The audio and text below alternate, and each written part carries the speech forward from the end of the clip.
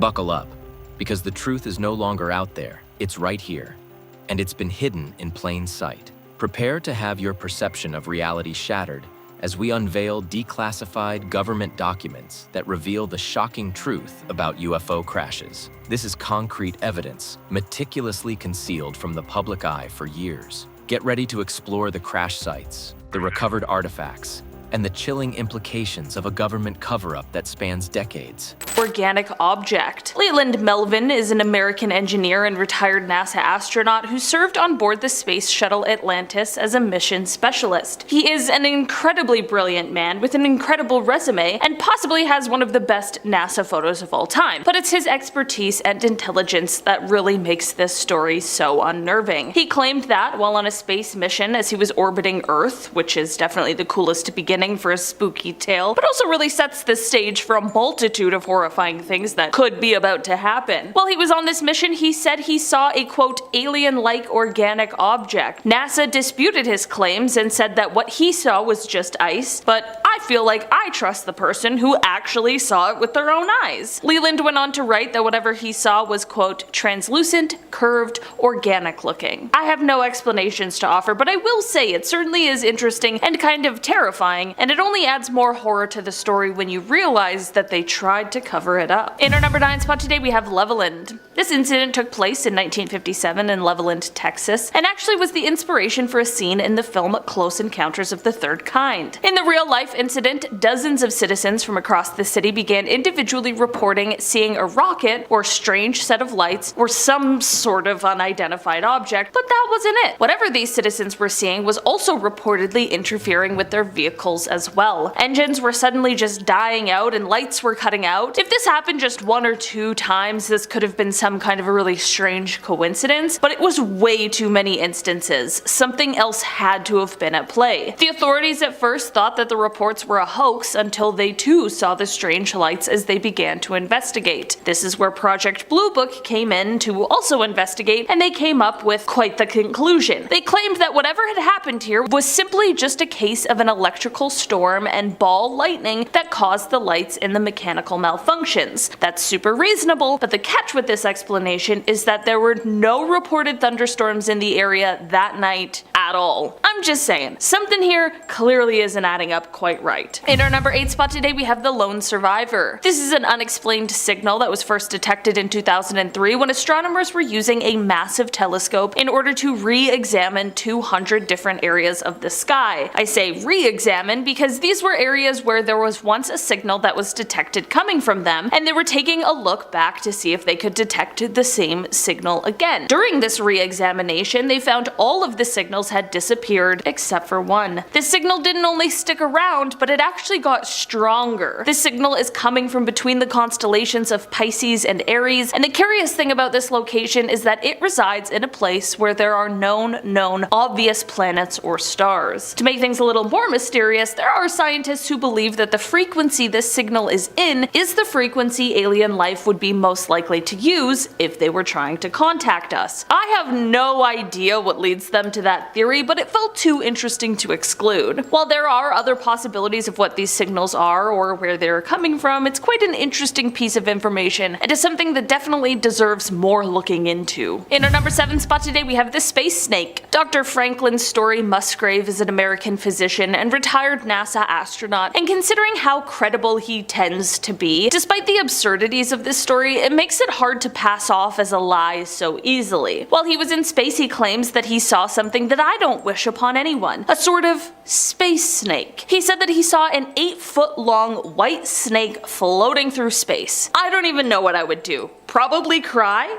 Probably call Houston? I'm not sure. There are many people who think that this was simply just a detached hose from the spaceship, but Dr. Musgrave remains adamant on what he saw, and to be completely honest, I believe him. Maybe his mind was playing tricks on him. I mean, I don't know what happens in space, but I do find it really hard to believe that this person, who would likely be really familiar with the parts of a spacecraft, mistook a hose for a snake. Also, how would they not notice an 8-foot-long hose missing? Again, I'm certainly no astronaut or scientist or engineer, but it all just seems very strange. In our number 6 spot today, we have the classified report. We are just barely getting into 2023, but already there are some crazy announcements, including one regarding a report that was delivered to Congress from the Director of National Intelligence. Basically, since August of last year, there's been a total of 510 unidentified aerial phenomenon observed in protected airspace or near sensitive facilities. According to the report, 26 of these were described as drones, 163 were labeled as balloons or balloon-like entities, and 6 were described as clutter, whatever that means. This is all fine and well, but the concern sets in when we consider that this leaves 171 sightings unaccounted for, some of which appear to have demonstrated unusual flight characteristics or performance capabilities. It's also important to note that the majority of these sightings are coming directly from Navy and Air Force pilots. Here's the thing, what we know as the public is only a 12-page declassified summary of the actual, real, secret report that was delivered to Congress. Only time will tell if we ever find out what the rest of the report includes or what will happen with further investigation into the 171 sightings, but hopefully if answers do arise, one day we'll find out. And hey, maybe if they don't, maybe Anonymous will just hack them.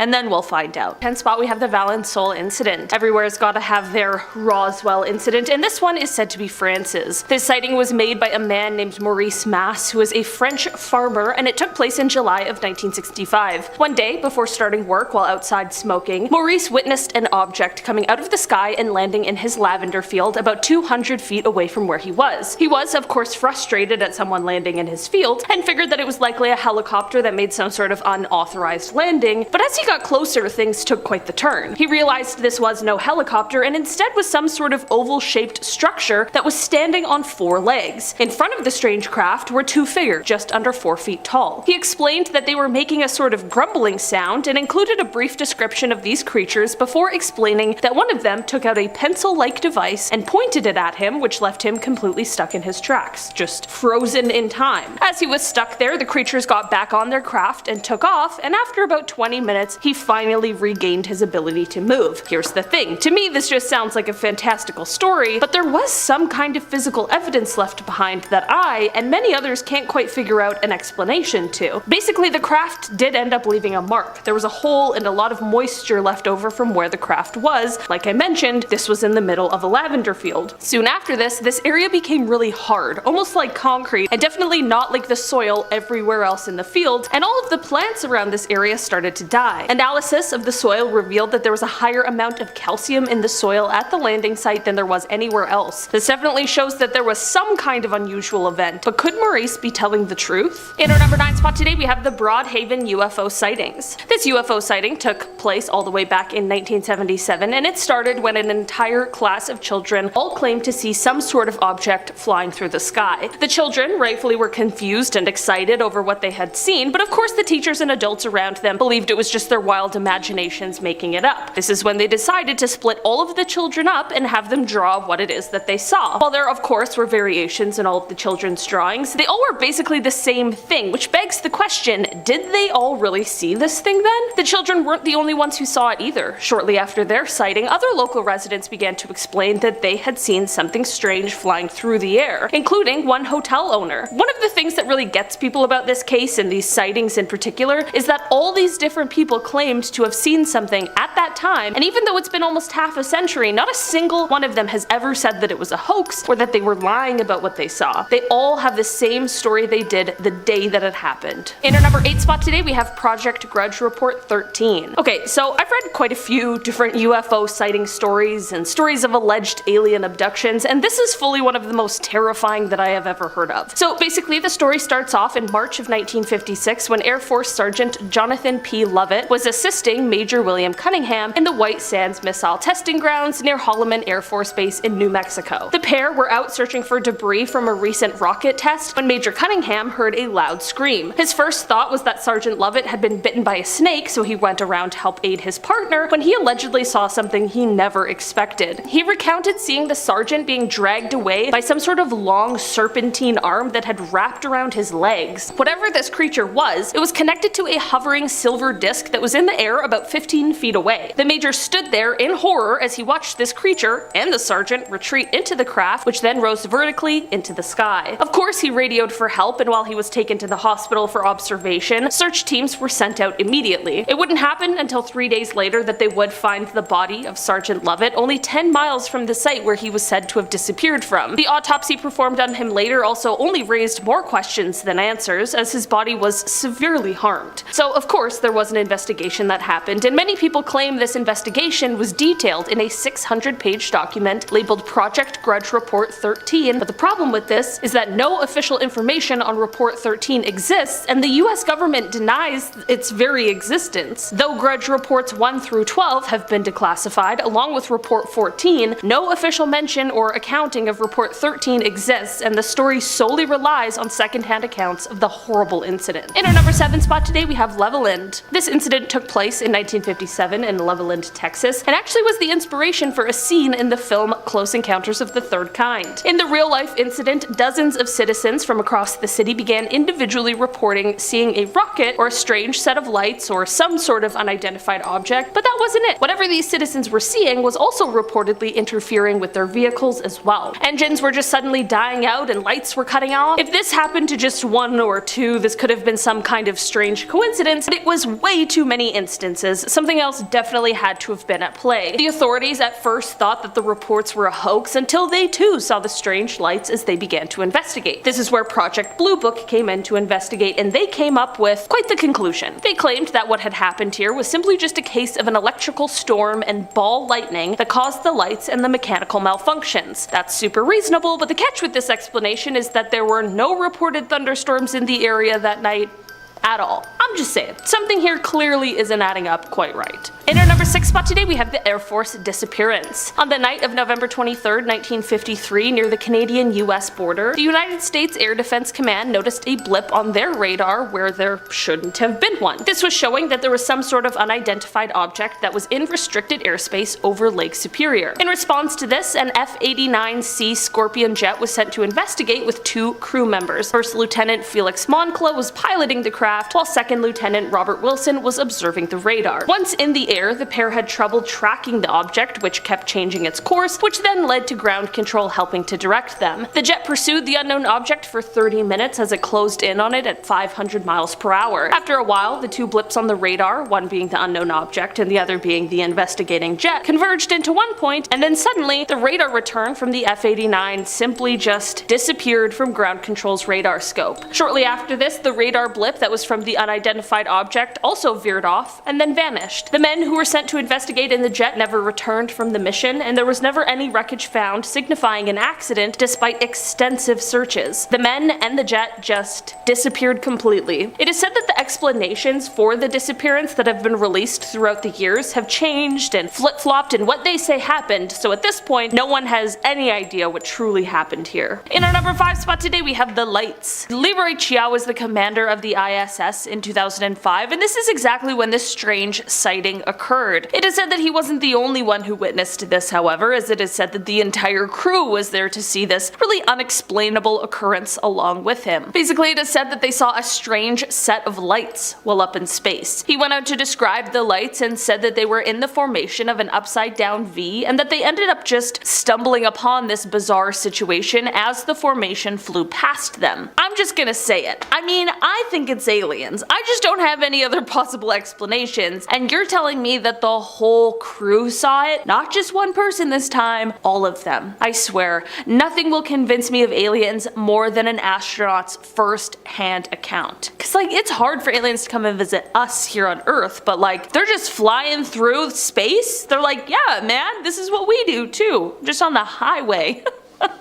Okay, sorry, I'm going a little crazy. In our number 4 spot today, we have the Lubbock incident. On August 25th, 1951 in Lubbock, Texas, a group of scientists from Texas Technical College were all hanging out in the backyard of geology professor Dr. W.I. Robinson. They were all chilling, enjoying each other's company, until around 9:20 p.m. when they saw something strange. It was a V-shaped formation of 15 to 30 bluish-green lights passing overhead. They were completely confused over what it could be, but figured that the lights would would likely reappear, which they did. About an hour later, the lights reappeared, and at this point, all of these scientists knew that they had witnessed something exceptionally interesting, but what was it? The scientists weren't the only one to witness the lights either. About 350 miles away in Albuquerque, New Mexico, an employee of the Atomic Energy Commission's top secret Sandia Corporation, who had a high-level Q security clearance, had been sitting outside with his wife, quote, gazing at the night sky, commenting on how beautiful it was, when both of them were startled at the sight of a huge airplane flying swiftly and silently over their home. On the aft edge of the wings, there were 6 to 8 pairs of soft, glowing bluish lights. There were more sightings as well, all reporting a similar thing. The group of scientists began investigating, tracking the lights, which they had witnessed 12 more times. They measured the angle of the flights, they tracked the speed, and they attempted, unsuccessfully, to try and measure the UFO's altitude. Here's the deal with this though, the government did end up investigating, but the official explanation for these lights is the most cryptic message I've ever seen. It read, quote, I thought that the professor's lights might have been some kind of birds reflecting the light from mercury vapor streetlights, but I was wrong. They weren't birds. They weren't refracted light, but they weren't spaceships. The lights that the professors saw have been positively identified as a very commonplace and easily explainable natural phenomena. I can't divulge exactly the way the answer was found because it is an interesting story of how a scientist set up complete instrumentation to track down the lights. Telling the story would lead to his identity, and in exchange for his story, I promised the man complete anonymity. Despite people claiming that this mystery has been solved, by this explanation, people are left with a lot more questions than answers. You know?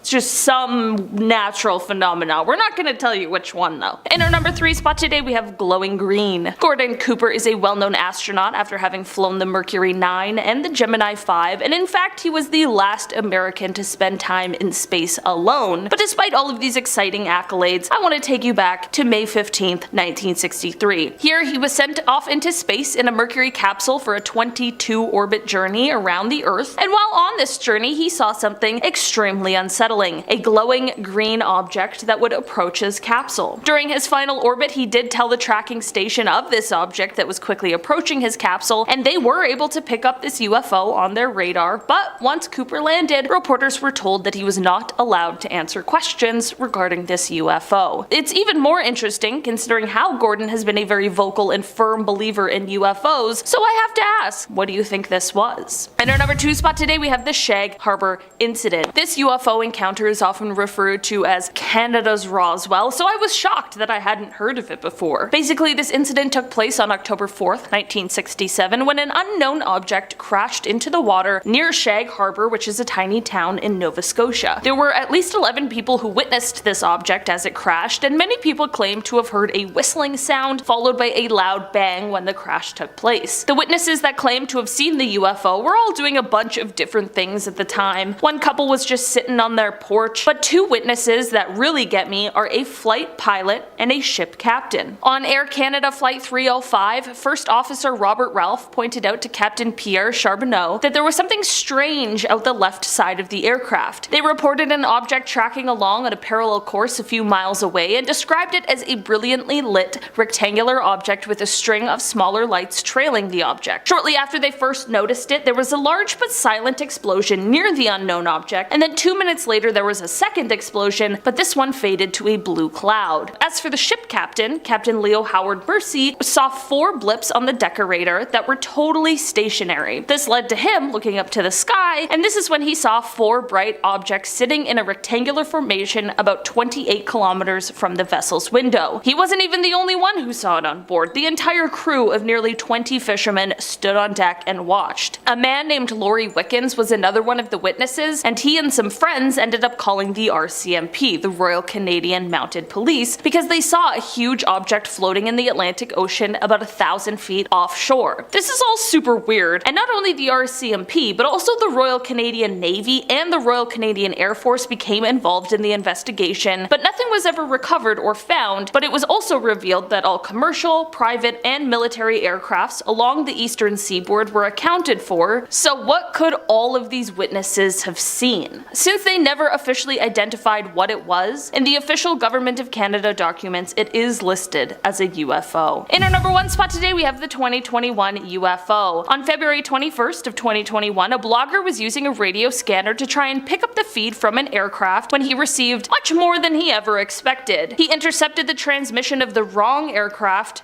but at the right time. As an American Airlines flight was headed from Cincinnati to Phoenix around 1:19 p.m., the pilot came on the radio to ask the question, "Do you have any targets up here? We just had something go right over top of us." After this, he followed up with, quote, "I hate to say this, but it looked like a long cylindrical object that almost looked like a cruise missile type of thing moving really fast right over top of us." Not only were FAA air traffic controllers not able to see any object in the area on their radar scope, but they still have been unable to identify exactly what it could have been. This does happen more often than any of us really know, and it is possible that the object could have been a part of some covert military or navy operation, but it certainly raises some alarm bells that it was unable to be tracked in any sort of capacity. I wonder if this is one of these stories that will remain a mystery, or if one day we'll get some sort of answers as to what exactly happened. In our number 5 spot today, we have the Roswell incident. This whole rigmarole started in 1947 when some sort of a crash took place near a ranch in Roswell, New Mexico.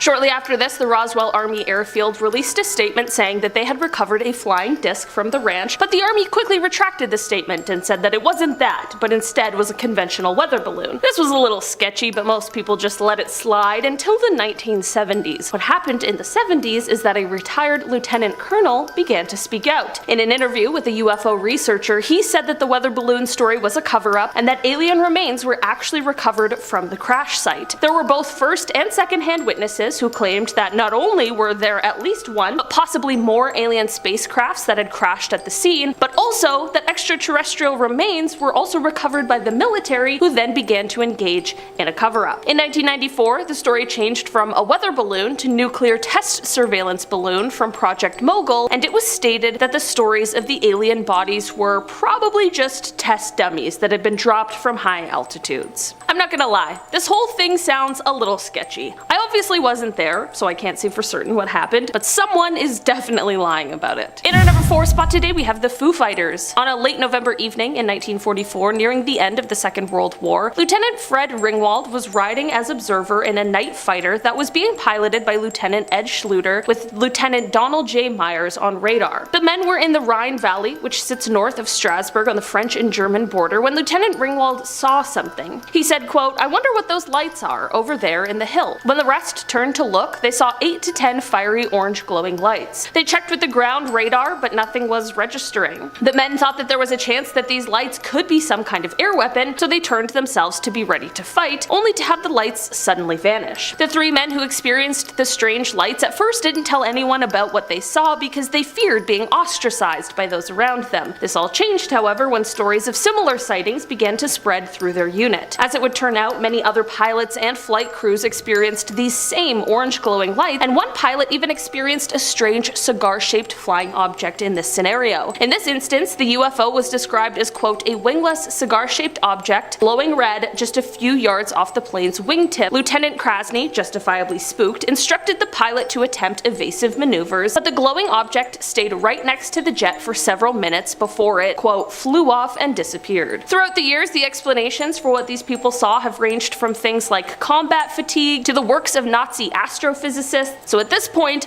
what exactly happened here remains quite a mystery. In our number 3 spot today, we have the Shag Harbor incident. This UFO encounter is often referred to as Canada's Roswell, so I was shocked that I hadn't heard of it before. Basically, this incident took place on October 4th, 1967, when an unknown object crashed into the water near Shag Harbor, which is a tiny town in Nova Scotia. There were at least 11 people who witnessed this object as it crashed, and many people claim to have heard a whistling sound followed by a loud bang when the crash took place. The witnesses that claimed to have seen the UFO were all doing a bunch of different things at the time. One couple was just sitting on their porch, but the 2 witnesses that really get me are a flight pilot and a ship captain. On Air Canada Flight 305, First Officer Robert Ralph pointed out to Captain Pierre Charbonneau that there was something strange out the left side of the aircraft. They reported an object tracking along on a parallel course a few miles away and described it as a brilliantly lit rectangular object object with a string of smaller lights trailing it. Shortly after they noticed it, there was a large but silent explosion near the unknown object, and then 2 minutes later, there was a second explosion, but this one faded to a blue cloud. As for the ship captain, Captain Leo Howard Mercy saw 4 blips on his Decca radar that were totally stationary. This led to him looking up to the sky, and this is when he saw 4 bright objects sitting in a rectangular formation about 28 kilometers from the vessel's window. He wasn't the only one who saw it on board. The entire crew of nearly 20 fishermen stood on deck and watched. A man named Laurie Wickens was another one of the witnesses, and he and some friends ended up calling the RCMP, the Royal Canadian Mounted Police, because they saw a huge object floating in the Atlantic Ocean about 1,000 feet offshore. This is all super weird, and not only the RCMP, but also the Royal Canadian Navy and the Royal Canadian Air Force became involved in the investigation, but nothing was ever recovered or found. But it was also revealed that all commercial, private, and military aircrafts along the eastern seaboard were totally accounted for. So what could these witnesses have all seen? Since they never officially identified what it was, in the official Government of Canada documents it is listed as a UFO.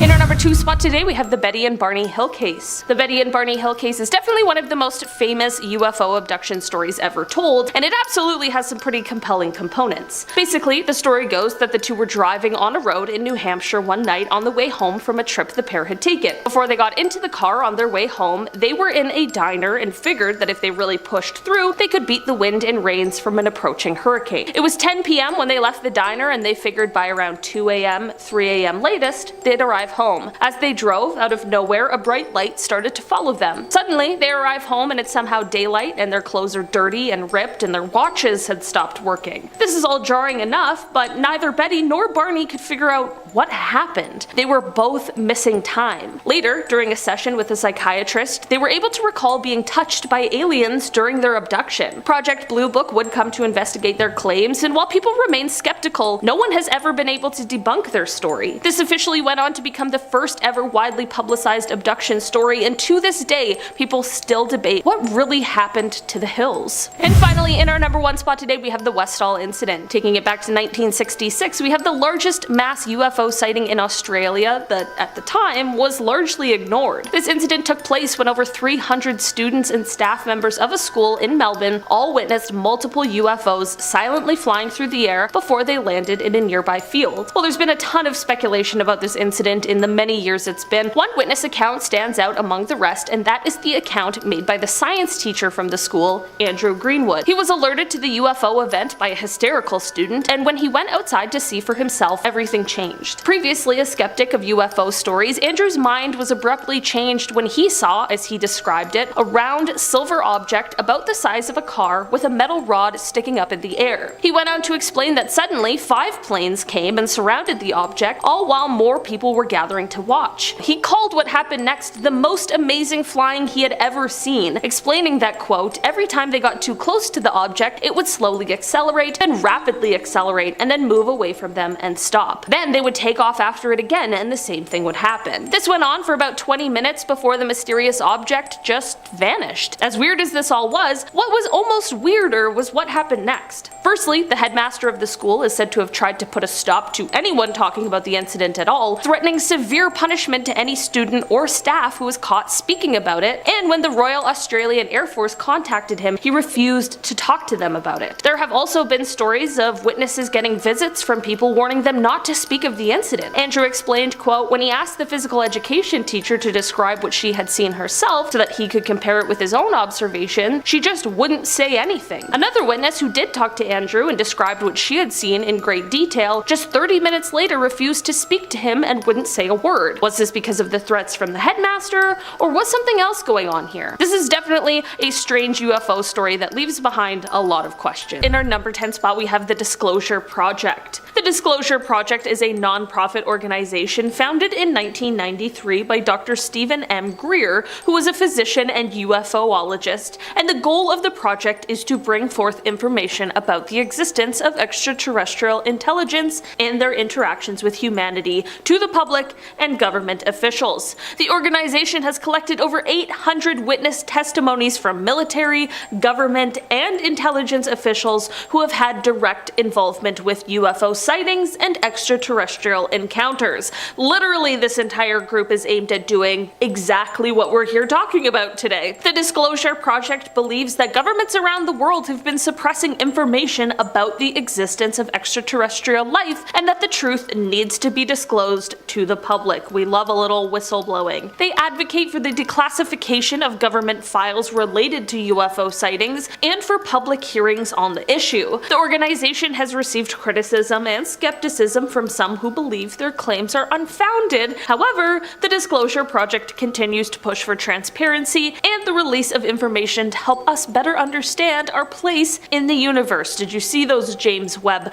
photos? How are we supposed to understand our place in the universe? Alright, when the universe is that big, buddy, still processing it. In our number 9 spot today, we have the Chilean UFO. Okay, so it turns out that there's been a lot of UFOs spotted in Chile, and the government isn't exactly shy about releasing some of the footage. In 2010, the Chilean government released a series of UFO footage that has since become one of the most compelling pieces of evidence in the history of the phenomenon. The incident began in November 2010 when Chile's National Agency for UFO Research received reports of strange objects in the sky over the country's capital, Santiago. The agency then requested the assistance of the Chilean Air Force to investigate the sightings. The Air Force dispatched a team of experienced pilots to investigate the objects, which had been picked up on radar. The pilots were able to track the objects and capture video footage using advanced equipment. The footage showed multiple objects flying in formation at high speeds, performing maneuvers that seemed impossible, really, for any known aircraft. After careful analysis,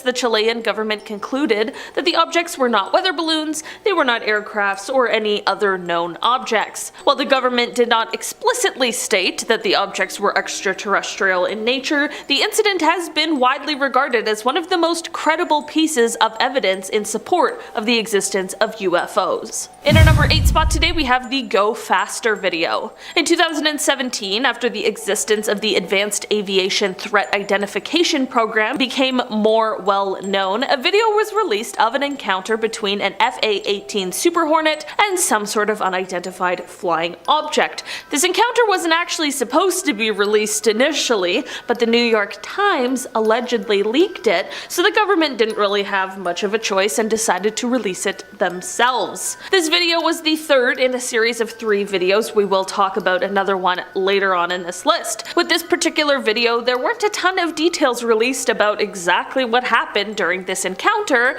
but using the Raytheon Advanced Targeting Forward-Looking Infrared Pod, they were able to capture an extremely fast-moving white oval that was around 45 feet long. The oval had no wings and didn't appear to have any kind of exhaust either. They were tracking the UFO at an altitude of 25,000 feet just above the Atlantic Ocean, and they were shocked as the craft rotated on its axis and flew away. There was no explanation released with the footage because it truly is unbelievable and currently unexplainable. In our number 7 spot today, we have the Phoenix Lights. The Phoenix Lights UFO incident occurred on March 13th, 1997, when thousands of people in Arizona reported seeing a series of bright lights in the sky in a V-shaped formation. Eyewitnesses described the lights as silent and moving slowly across the sky. The event gained significant media attention and became one of the most well-known UFO sightings in history. Some skeptics dismissed it as flares or a military exercise, but many other witnesses remained convinced that they had witnessed something otherworldly. One of the most interesting witnesses in this case is former Arizona Governor Fife Symington.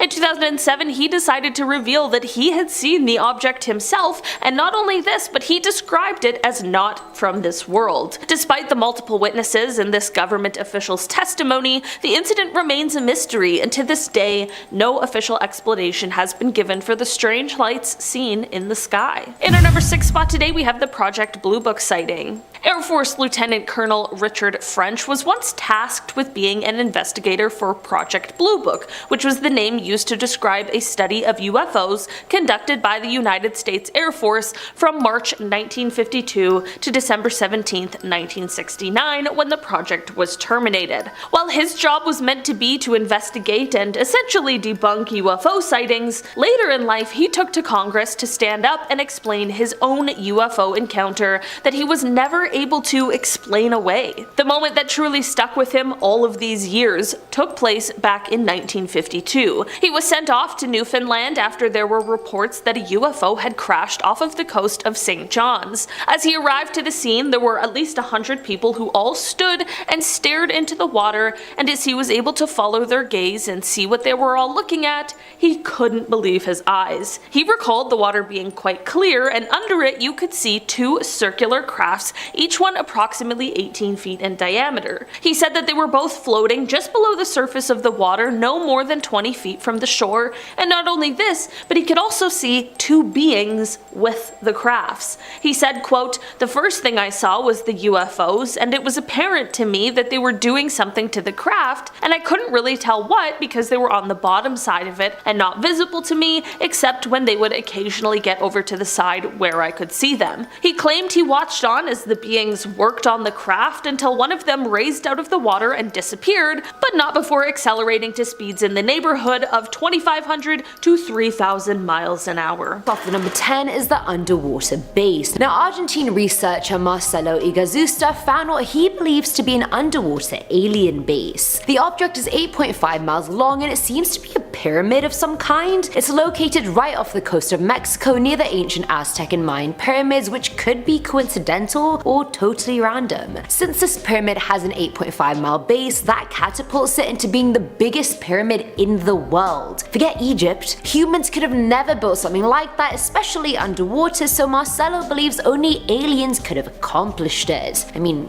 cut us some more slack, we're better than that. He believes either the base was there from before or an alien craft landed in the water and was built to do so and they just never left. And coming in at number 9 is the Arctic landing. So okay, bit of fake advertisement, this one isn't located in the Arctic, it's actually located in Antarctica. Not the same thing, you guys. Either way, Russian UFO enthusiast Valentin Degratev claims he found an alien crash site in Antarctica. There seems to be a saucer-shaped dent in the snow, like the flying saucer landed on its side and just went straight through the snow. I hope you got what I meant when I did that. I mean, I need to speculate and offer other explanations, like okay, is the ice breaking apart underneath there and that's what's causing the slit? But I feel like that's far-fetched, but then again, so is a flying saucer. But it is peculiar and it's surrounded by ridges and flat snow, so it's just a big unexplainable anomaly. I don't know, guys. Is it just a random slit? Is it an alien saucer? I don't really know. At number 8 we have the Martian twins. Now during the Kofun era in Japan, which was during 300 to 538 AD, they used to build Kofun tombs. And these tombs were for people of the ruling class and they were shaped like keyholes most commonly and surrounded by water. That's all well and good, but alien hunters spotted a mound on Mars that looked identical to one specific Kofun era tomb. Now they fully believe that the suspicious similarities between both features is evidence that Martians settled on Earth centuries ago after a catastrophic unknown event forced them to leave the red planet. They ended up building a similar structure on Earth and then going back to Mars when it was finally appropriate. But again, I feel like this whole theory is speculation. How do we know what this catastrophic unknown event was, and if it even happened? If aliens have the technology to travel to another planet and set up camp there, surely they could have evaded whichever terrible thing happened on Mars. Is that too much to ask? I don't think it is. I don't think my expectations are that high, you guys. Plausible. Filling on number 7 slot is the alien base. Now back in April of this year, a few UFO hunters were searching Google Earth for some sus looking and boy did they find it. There's this really weird 500-meter long object off the coast of Antarctica that from the top looks like an iceberg but literally isn't. The left of it is oddly straight and the top has vertical ridges on it, making it not look like an iceberg at all. According to UFO sightings hotspot, it doesn't fit the description of an iceberg, and I quote, "I'm not an iceberg expert, but this object is really peculiar and looks like a vessel disguised as an iceberg." I have to fully agree with you, honestly. I feel like the alien aliens were probably like, hey, just cover the top in an ice sheet. These dumb humans won't notice the difference. But we did. We are on to you. Dumb humans.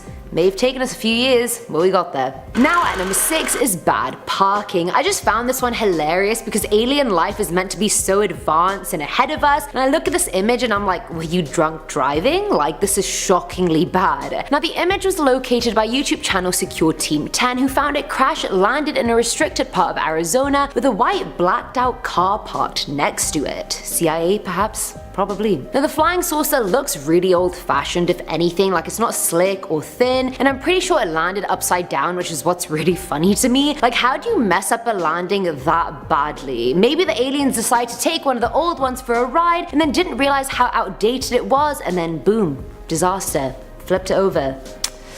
You're gonna be grounded when you get back to your planet.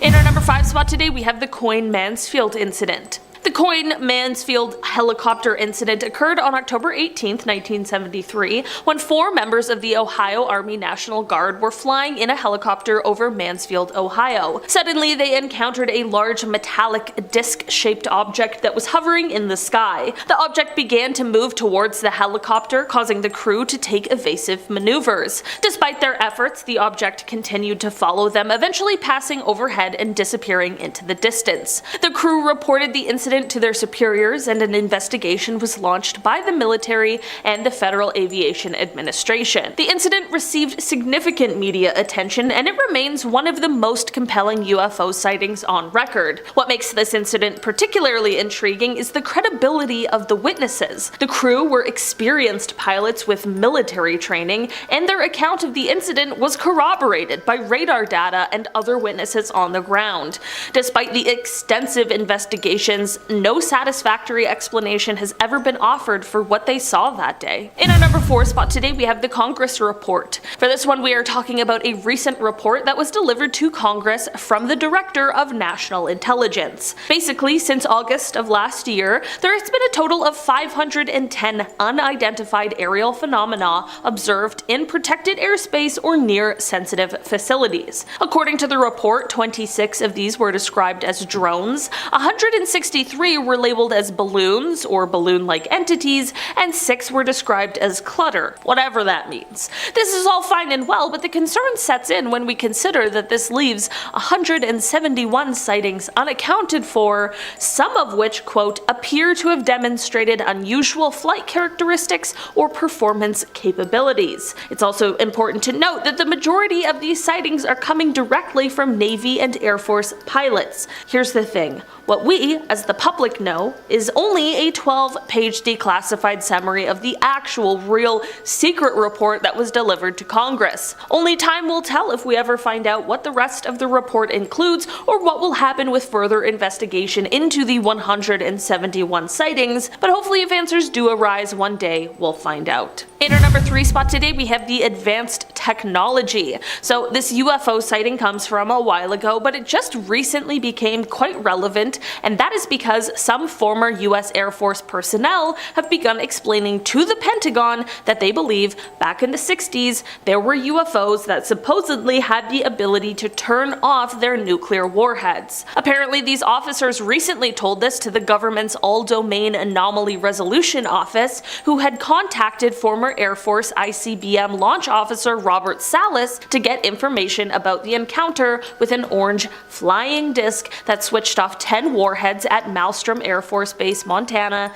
in 1963. There was another former officer, Dr. Robert Jacobs, who also apparently told the AARO that he had gone as far as to make a film of the UFO for the Air Force in 1964, and that this film captured images of a UFO shooting a test missile out of the sky. With the piquing interest in UFOs and the potential for an advanced civilization apart from our own, it appears as though the government is spending more time now researching and looking into these claims because, well, why would they make them up and then continue on with the same story some 50 years later? In our number 2 spot today, we have the USS Nimitz Tic Tac UFO incident. This UFO sighting comes from 2004. On November 14th of that year, the USS Princeton noticed an unknown aircraft of some sort that was about 100 miles off of the coast of San Diego. For 2 weeks prior to this crew had been tracking a strange flying object that would start out at around 80,000 feet before extremely quickly dropping to hover right above the Pacific Ocean. Commander David Fravor and Lieutenant Commander Jim Slate went over in 2 fighter jets, and when they arrived they saw what at first appeared to be churning water, while there was an oval shape just below the surface. After this, a white oval-shaped object appeared above the water, but it had no markings on it. Like no windows, nothing that would indicate an engine, no wings, and the infrared monitors on the jets didn't pick up any sort of exhaust. The commander and lieutenant commander tried to intercept this strange aircraft, but it very quickly flew away and reappeared on the monitor 60 miles away. And when I say quickly, I mean that it was moving at 3 times the speed of sound and over twice the speed of the fighter jets. So faster than any kind of technology we currently have. We still don't know exactly what it was, but it certainly was beyond our current capabilities. Finally, in our number 1 spot today, we have the Roswell incident. This incident is like the mecca when it comes to a government leak. I mean, this incident is infamous for a reason. The whole thing started in 1947 when some sort of crash took place near a ranch in Roswell, New Mexico. Shortly after this, the Roswell Army Airfield released a statement saying that they had recovered a flying disc from the ranch, but the Army quickly retracted the statement and said that it wasn't that, but instead it was just a conventional weather balloon. So it was a little sketchy, but most people just let it slide until the 1970s. What happened in the 70s is that a retired lieutenant colonel began to speak out. In an interview with a UFO researcher, he said that the weather balloon story was a cover-up and that alien remains were actually recovered from the crash site. There were both first and second-hand witnesses who claimed that not only were there at least one, but possibly more alien spacecrafts that had crashed at the scene, but also that extraterrestrial remains were recovered by the military, who then began to engage in a cover-up. In 1994, the story changed from a weather balloon to a nuclear test surveillance balloon from Project Mogul, and it was stated that the stories of the alien bodies were probably just test dummies that had been dropped from high altitudes. I'm not gonna lie, the whole thing sounds a little sketchy. I obviously wasn't there, so I can't say for certain what happened, but someone is definitely lying about it. That's what. Coming in at number 5 is the Slit. In the very remote British territory of South Georgia, a really strange thing was found in the snow, and no, we're not talking about my ex, but wow, he keeps popping up in these videos. Now, alien hunting YouTube channel Secure Team 10 found a slit in the snow that they claim has all the signs that point to a UFO crash landing. It has the exact trajectory of an angular flying object that came to a screeching halt in the snow. Now, the imprint isn't a plane, otherwise we would have known. It's not military craft, or we would have known, and the crash is too narrow and small to be anything other than an alien craft. But I mean, I don't really know. I think calling every weird slit in the snow an alien crash landing is a bit of a cop-out, but alien hunters clearly know better than I do, so I'ma just leave it to the experts. At number 4 is the flying saucer. Clearly you can tell I'm running out of title ideas, and I mean there's only so many different ways you can say spaceship, okay? Either way, YouTube channel Secure Team found an image on Google Earth that they believe is a flying saucer. Located in the South Pole, the circular object in question is sticking out of a mountain amongst the snow, but the rocky areas around it are quite rigid and randomly cut, whereas this object is oddly round, and like perfectly round at that. And I can't zoom in enough to tell if it's just a round cut of water that's randomly there or if it's actually alien aircraft. But since I've never seen alien aircraft, I don't even know. Even if I could zoom in, would I know? Who knows? Now there's like a thinner outline inside the actual outline of the round bit, which seems unnatural to me. Like there's no way that bit's natural. Has to be man-made or alien made. But I feel like zooming in more is necessary to get an actual conclusion, and alas, I can't do that. And I'm definitely not gonna go to Antarctica just to find out. But you can, and let me know if you do. Filling our number 3 slot is the floating island. Now located in Argentina, back in 2016, UFO Sightings Daily fully believed this floating island was the entrance to an alien base. On Google Maps, it looks like a random crescent was cut out of the greenery in the area. Like there's no other shape like that found nearby, or on the continent, or in the country for that matter. The island actually moves and rotates in a circle, and considering Argentina has had many UFO sightings over the years, it could be possible that aliens have their base underneath this island. Never say never. Now the slit could easily fit a 100-meter UFO through it, and no one has actually gone and explored the water beneath the floating island. I think it's just really weird how there's like an oddly perfect circular island that magically got cut out by Mother Nature, and oh, it also rotates and moves. Like, nah honey, that's not Mother Nature, that is alien nature. Now at number 2 are the skid marks. Now, in June of this year, UFO theorist Scott Waring found what he believed to be an alien crash site in Antarctica because apparently that's the go-to landing pad for most aliens on this list. It's located towards the north of the island off the coast of another little island, if you know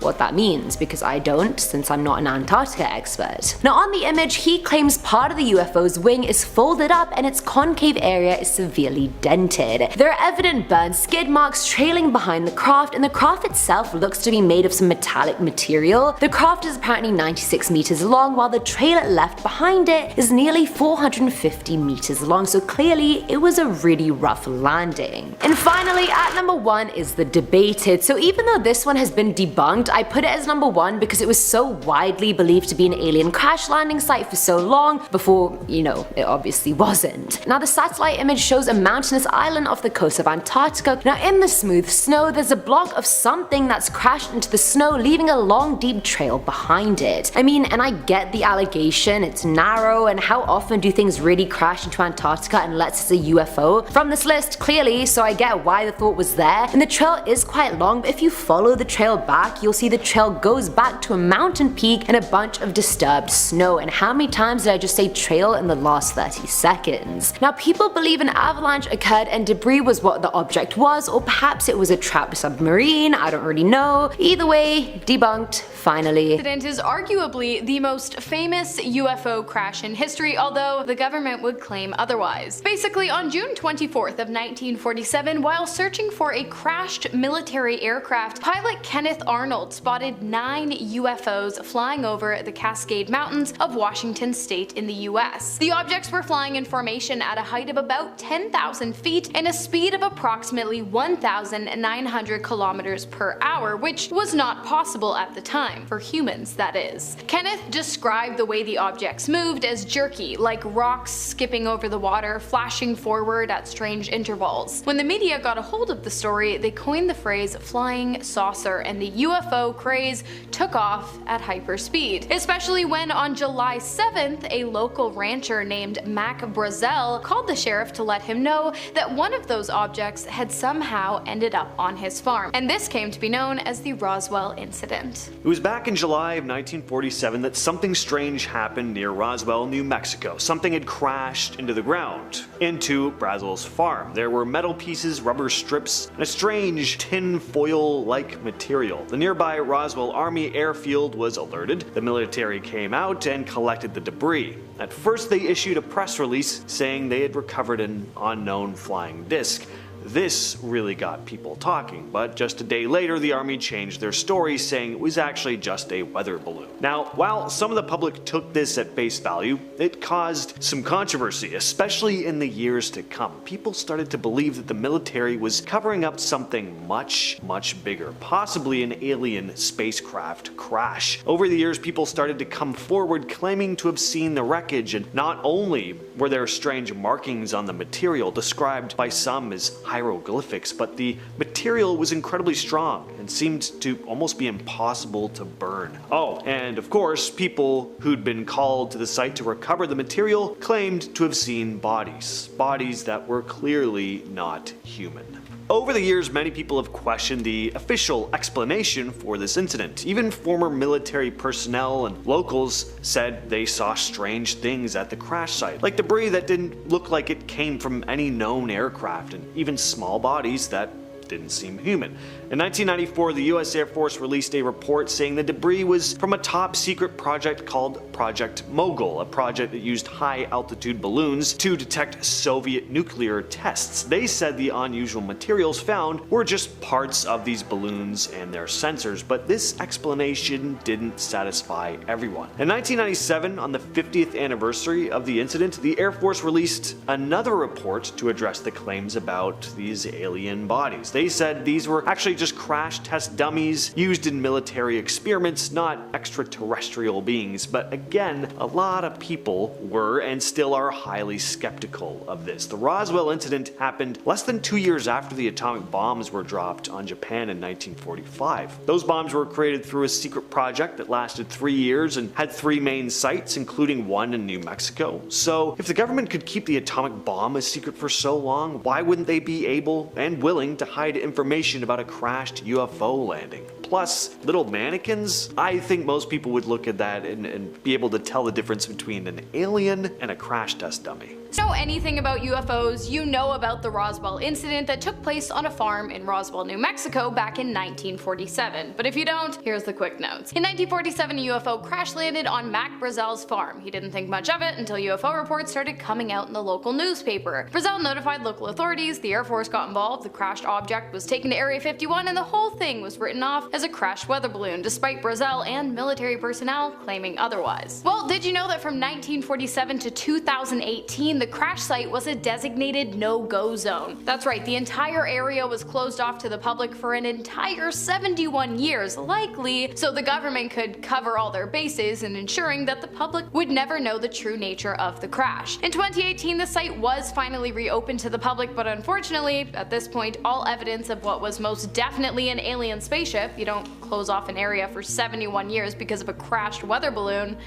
is now long gone. The Kecksburg UFO case has to be one of the strangest UFO cases in history. On December 9th, 1965, people in 6 US states, as well as parts of Canada, reported spotting a fireball streak across the sky over Detroit, Michigan, and Windsor, Ontario. Then folks in the small village of Kecksburg, Pennsylvania, claimed to see something crash into the woods after seeing wisps of blue smoke and feeling vibrations. Authorities cordoned off the area and searched the forest, later claiming to find nothing and saying the object was likely just a meteor. But that didn't line up with what a number of witnesses had seen. People who did manage to get close to the crash site described seeing a large acorn-shaped object partially buried in the ground. It was about the size of a small car and had strange markings that almost looked like hieroglyphics. But they didn't get a very long look before the military stepped in. So what exactly was this object? Was it a Soviet satellite? A piece of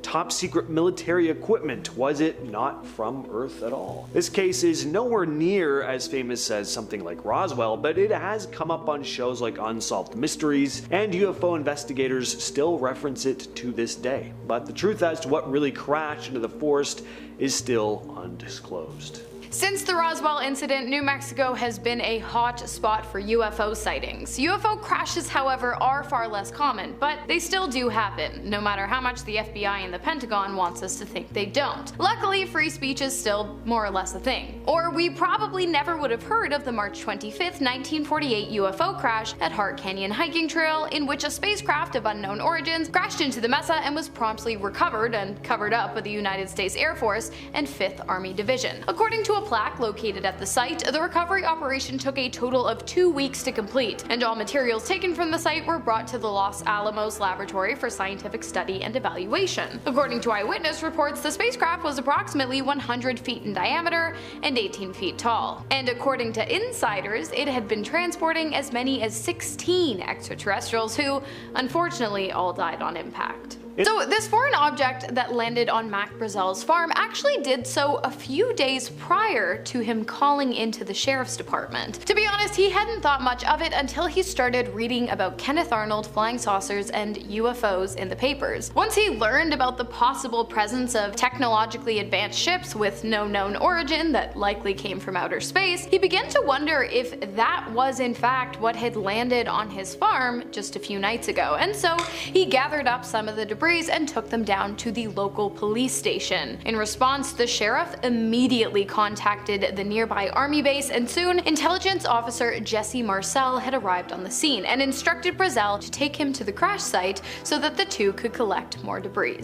So let's talk about Jesse Marcel, the first military officer to step foot on the scene of the crash, because apparently Jesse had a lot to say, according to his son Jesse Jr., who went on to tell his father's story after his death in 19 1986. According to Jesse Jr., in 1947, when he was just 10 years old, his father woke him up in the middle of the night, excited after having visited the crash site. Jesse Jr. sat up as Jesse Sr. handed him some of the debris he had collected earlier that day on Brazil's farm, and he told Jesse Jr. to get a good look because the debris were something that he would never see again. They were not of this earth, and the pair simply could not make sense of them. Out of all of the debris his father had brought home, Jesse Jr. said that the one that fascinated him most was a small beam with purple-hued hieroglyphics. I suppose it's not difficult to see why the pair didn't believe the government when they released a report saying that what had been found on the Brazil's farm was nothing more than a discarded weather balloon. But of course, you don't mess with the government. And so for years, both Jesse Jr. and his father kept quiet about what they had seen. That is until in the late 1970s, a man named Stanton Friedman showed up asking questions. Stanton T. Friedman, a nuclear physicist turned ufologist, tracked down Jesse Sr. after being tipped off that a retired military man might know something about the Roswell incident, something that had been kept from the public for the past 31 years. And it turns out he did. Jesse Sr. told Freeman that the weather balloon story had in fact been a cover-up, and that the original wreckage had been replaced with a weather balloon shortly after military personnel first arrived on the scene. Not only that, but Jesse claimed that despite what their superiors had wanted them to believe, it was incredibly clear to everyone working on the site that the object had in fact been an extraterrestrial spaceship with outstanding craftsmanship and incredibly advanced out-of-this-world technologies. Although, unfortunately, Jesse did claim that he never got to witness the alleged aliens inside of the craft being pulled out, but still, he's ex-military, he was there. It's a pretty compelling case if you ask me. There are also witnesses aside from Brazos claiming to have seen some strange things. So many of these witnesses stayed silent for years, but eventually began speaking out to close friends or family about what they'd seen, still fearing repercussions from the government. There was another crash site about 40 miles from Brazos Ranch where more wreckage and alien bodies were said to be being recovered. A firefighter who went to this site claimed that he saw a large disc in the ground and several small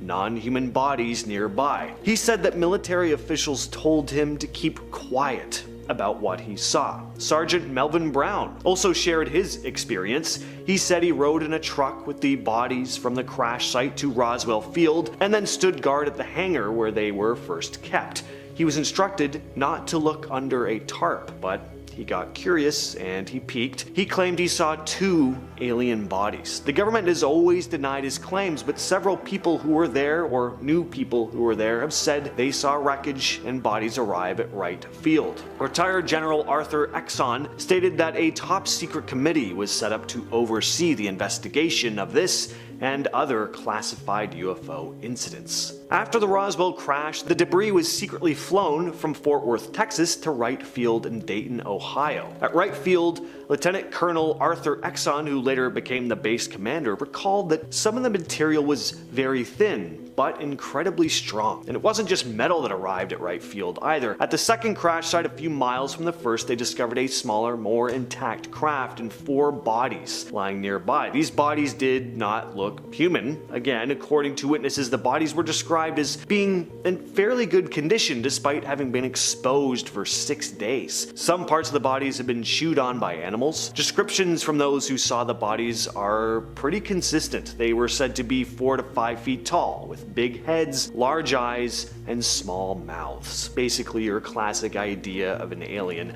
They had thin bodies with long arms and 4 fingers. An army nurse who worked on the initial autopsy described how fragile the skulls and bones were too. The bodies were quickly placed in large, sealed wooden crates, loaded onto a B-29 bomber and flown to Fort Worth before being sent to Wright Field. Now, the general public weren't the only ones concerned with the Roswell crash. In fact, one of the highest members of government was too, the president, which at the time was Harry S. Truman. After the incident took place, Truman became increasingly interested and concerned with UFOs, so much so that in 1948 he called a meeting with his military aide, Colonel Robert Laundrie, in the Oval Office to discuss UFO reports and what they might mean for the security of the country. Laundrie told Truman that, quote, quote, all manner of objects and things were being seen in the sky by people as of late, which only led the president to worry more about the possibility of new, never-before-seen threats to the American people. And so Truman ordered a quarterly oral report from both Laundrie and the Air Force to be presented to him at the White House to discuss whether or not the UFO sightings would present any kind of immediate danger. Although neither the military or the Air Force were ever able or willing to provide Truman with any answers, the UFO sightings kept coming and officials became more and more confused. To this day, it's unclear what information the government has gathered on UFOs, but what we do know is that if they do in fact have concrete evidence supporting the existence of alien life forms, they sure as heck aren't sharing it with us.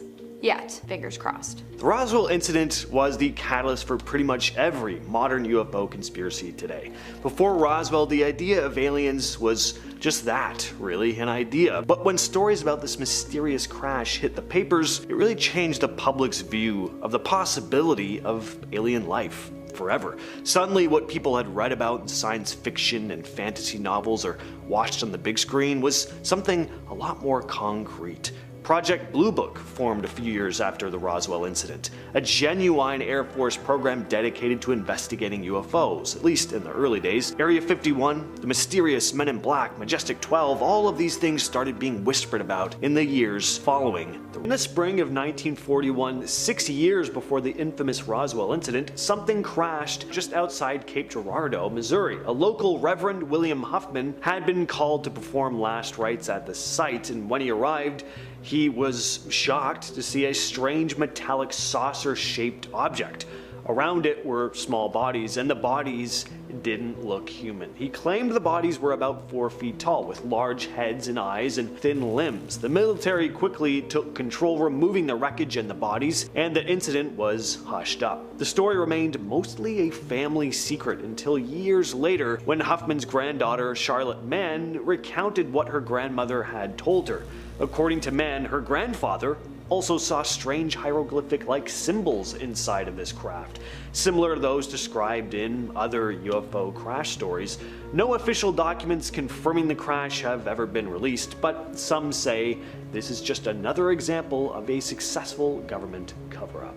While Ohio's Wright-Patterson Air Force Base is not believed to be a secret crash site, many people do claim that it is a place where crashed UFOs are taken to be studied and reverse engineered. Specifically in Hangar 18, the legendary alien warehouse located on the base, where many UFO enthusiasts believe the government hides flying saucer debris, the remains of extraterrestrials, and even live aliens. Speculation of the base began after the Roswell incident in 1947, and it has continued to this day, with many people claiming that reliable sources have confirmed its existence, i.e. former military personnel. One such man was a military pilot named Oliver Henderson, who allegedly told his wife that while working for the base he was required to fly a plane filled with UFO debris and several small alien bodies from Roswell to the Wright-Patterson Air Force Base. Another former pilot, Marion Black Mac McGruger, claimed that scientists at the base conducted experiments on a live extraterrestrial being and ended up killing it. Many other experiments are said to have been carried out at the base as well, although according to the FBI, the Pentagon, and the government, it's just a regular Air Force base where everything is completely above board. On May 21st, 1953, there were a number of reports that a UFO crashed in the desert near Kingman, Arizona, and that the military had quickly swooped in to cover it up. Arthur Stansel, a mechanical engineer working for the Air Force at the time, claimed that he was part of a team that was rushed to the crash site to investigate and recover the debris. He described seeing a small disc-shaped craft partially buried in the ground. It was made of a shiny metallic material, and there were no visible seams or rivets, which made it look like it was molded from a single piece of metal.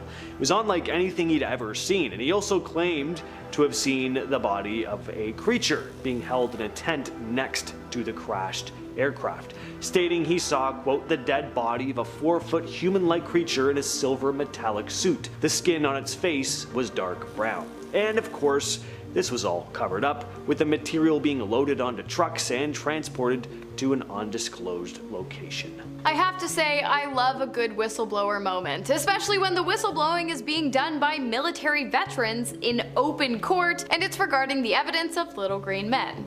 What a time to be alive. In July of 2023, 3 military veterans testified in a Congress hearing about UFOs and claimed that the United States government had been operating a secret UFO reverse engineering program for at least the past few decades. Claims were also made that the United States did in fact recover non-human biologics from certain alleged crash sites. Of course, the veterans were unable to go into extensive detail about the missions and operations that led to the discoveries and projects involving UFOs because they are obviously classified. But the simple act of the 3 men, Ryan Graves, Executive Director of Americans for Safe Aerospace, David Grush, retired Air Force Major, and David Fravor, retired Navy Commander, openly admitting to the existence of both UFOs, alien life forms, and secret government programs regarding the two in open court, it's pretty huge. On November 9th of 1974 in Carbondale, Pennsylvania, 3 teenage boys reported seeing a glowing object streaking across the sky before crashing into a nearby pond. They described the object as round and emitting a strange light, which continued to glow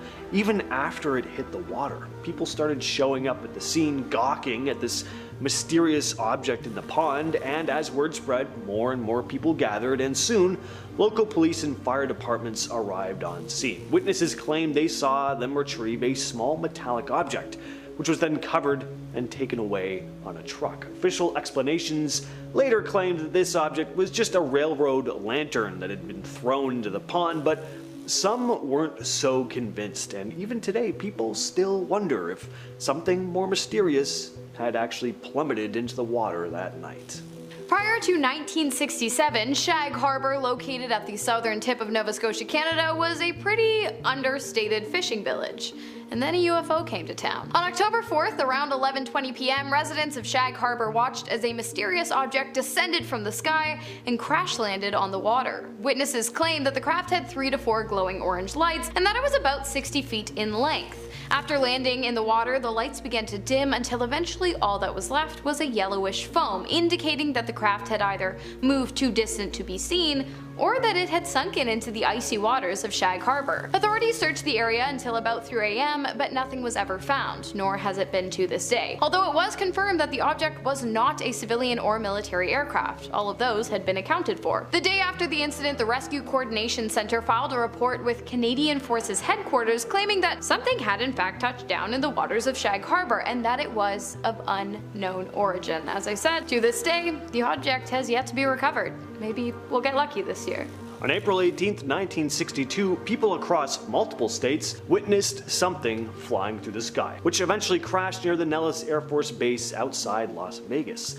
The object was tracked by NORAD, which made its way across 10 US states. The object was described as a bright red or blue fireball. It was first seen on the East Coast just outside of Syracuse. Things got even stranger when the object apparently landed at one point. An Air Force spokesman said the object was on the ground for about 42 minutes and that during this time a nearby power station mysteriously lost all power. As soon as the object took off again, the power was restored. The Air Force sent out jets which pursued it across the country. Then over the Mesquite Range in Nevada, the UFO exploded in a brilliant glare that was so bright it was visible over 5 states. What makes this case so incredible is the number of witnesses. Having crossed from the East Coast to the West Coast, the UFO was seen by thousands of people. But was it just a meteor or was it something else? That whole part about it landing and then cutting off power, that's very strange. That has not been explained. We are your resident X-Files, apparently. Every time we do a UFO video, I always feel like we're the X-Files. Another Kind of Oh, looks like Men in Black today. Yeah, a little bit. Click. Want to see more videos like this one? Check out this video next. It's about the creepiest glitches that Alexa has made, and yes, we're talking about the Alexa in your home. Viewer discretion advised. Don't forget to turn off your own Alexa. Click the video now and we'll see you guys in that next video.